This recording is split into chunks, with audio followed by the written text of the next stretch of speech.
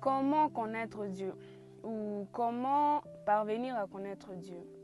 Nous sommes à la deuxième leçon de l'école du sabbat de l'église adventiste du 7e jour du deuxième trimestre de l'année 2026. Connaître Dieu. Le verset à mémoriser est dans Jean, le chapitre 17, le verset 3 qui dit « Or la vie éternelle, c'est qu'ils te connaissent toi. Le seul vrai Dieu est celui que tu as envoyé, Jésus-Christ. » Par d'autres mots, je dirais, il n'existe qu'un seul vrai Dieu, le créateur de l'univers. Tous les autres dieux sont de faux dieux.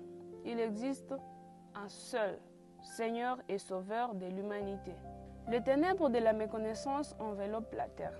La plupart des gens ont du mal à comprendre qui est Dieu et ils ont tendance à mal interpréter les Saintes Écritures. Alors, il est à nous, peuple de Dieu, de révéler les caractères de Dieu à ce monde. C'est seulement la Bible ou les Saintes Écritures qui présentent le portrait le plus vrai, le plus clair et le plus cohérent de Dieu et d'où nous venons, où nous allons et le vrai caractère de celui qui dirige le monde.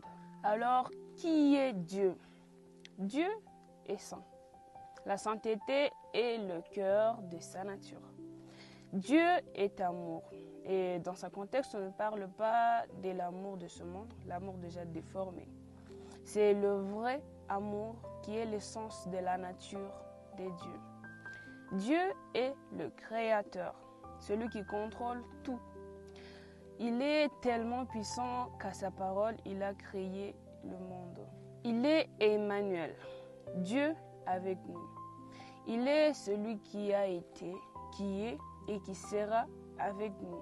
Il est celui qui nous soutient, celui qui nous protège, celui qui nous guide, celui qui nous a sauvés, celui qui s'est sacrifié, celui qui a été crucifié à notre place, pour que nous ayons la vie éternelle.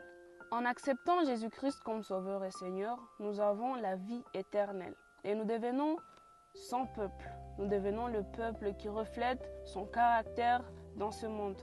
Le peuple qui montre la lumière à ce monde envahi par les ténèbres. Dieu voudrait que tu fasses partie de son peuple. Alors choisis aujourd'hui, pas demain car demain sera peut-être trop tard. Choisis de contribuer à cette œuvre divine.